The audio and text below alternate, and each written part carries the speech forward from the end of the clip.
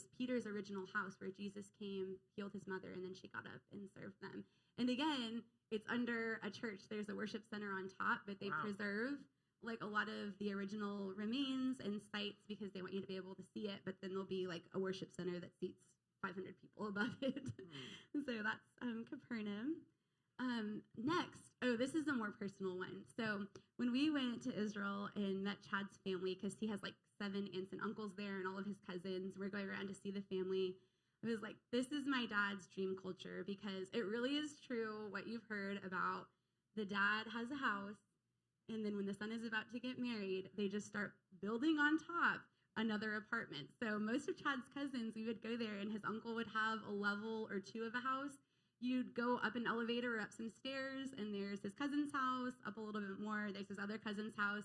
That would be my dad's dream. There's 5 of us kids, and if we could have like some sort of 10-level structure in Anadarko, we could all just be there in an apartment complex. I know that my dad would love it, but on top of the houses, they're really accessible, for laundry and stuff. So that was the view from Chad's grandparents' house in Ma'alot Tarshiha is the area. This next one is more personal. It's just us driving. We were there for 2 weeks, and the one day that we got to have a car and drive around was amazing because the rest of the time we were with his amazing, wonderful, giant family, like traveling as a group, and then we got a car and we're like, oh, we can go anywhere we want. And the reason I wanted to point this out was it's really interesting thinking about ancient cities. They weren't designed for travel by car at all. So his dad told me he was one of the first 4 in their village to have a car back in the day. And yeah, parking is a nightmare. Getting around, it's all like 1 or 1.5 lanes. So not where I want to drive. Very skinny streets. Yes, very scary, skinny.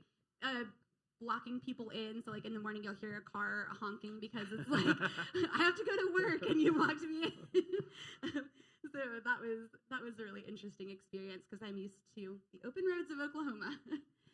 Next is the Western Wall. This is something you'll see on TV a lot. It's the foundation of Solomon's temple, I believe. So not even a part of the temple, but just like a retaining wall that they built. And it's where you'll see Jewish people going and praying and writing down prayers and putting them in the wall and stuff. So there's a women's section and a men's section. So this was my experience there. It was really incredible to see all the people praying.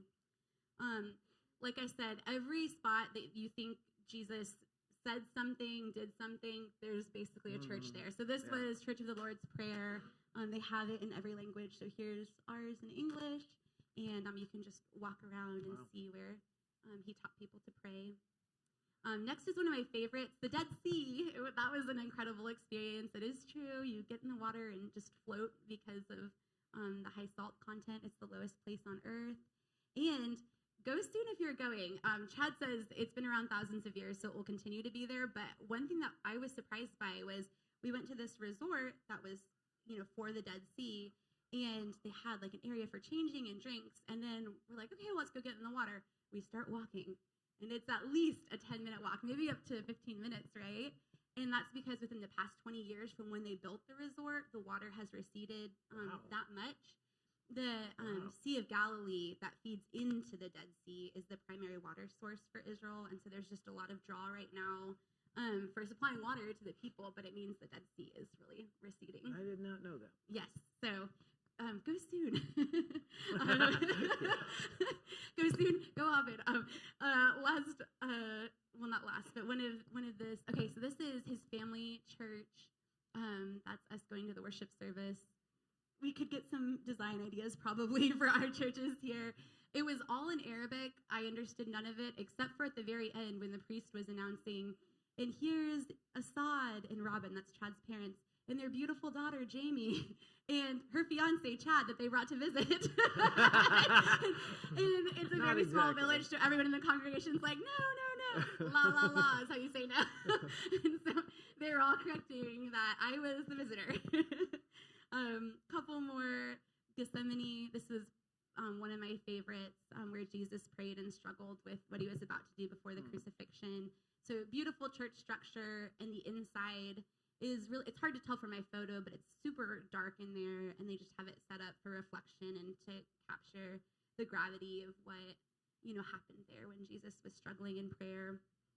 Last two, Church of the Holy Sepulchre.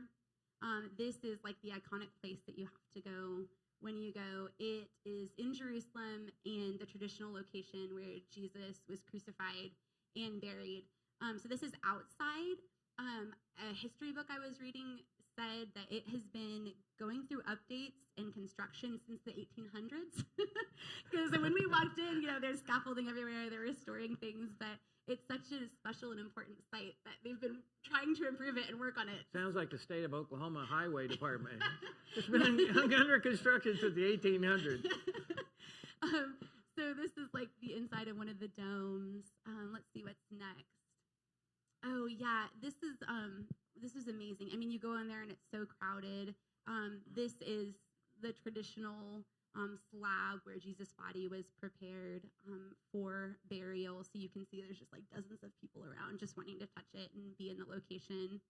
The next picture, okay, funny story about this. This is the holiest site. This is the tomb, the traditional location of the tomb where Jesus was buried and resurrected from. You can see the line.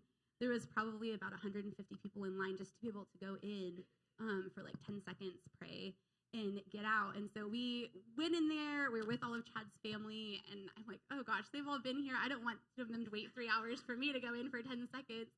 And all of a sudden, his aunt grabs us and is bringing us in front of all of these people into the tomb. And we're like, oh, well, okay, thank you. And it turns out she knew someone who knew someone. So she just dropped the name Selma and was able to talk to the priest and get us just through the front of the line. Like Disneyland, you get the quick pass or whatever. So I told my parents, my favorite Bible verse is, "It's not what you know, it's who you know." Just kidding. It's not Bible verse. That's not in the Bible. But I did learn it's a true principle that day because we did not have to wait 3 hours. The priest is just like, go ahead. But truly, my motivation in showing how crowded that is to say my favorite part of being in those really holy sites was seeing the diversity of people. I thought going that there would be the buses from your class reunion, right. like you were saying, like a lot of people that look like me that are retired and coming to see the Holy Land. But I mean, you didn't hear English really. There were people from Italy, people from China, from Africa, tons of people from South America. You're just hearing all languages, seeing the diversity of all the people who, have been impacted by Jesus Christ in that small location. And it really made me so amazed at how the message of Jesus started in that really tiny country and is a global, movement and religion now. And it was an incredible experience. So highly recommend you go. Chad knows way more about it than me. If you want to talk to him. He'd be our tour guide for our church group. Yes.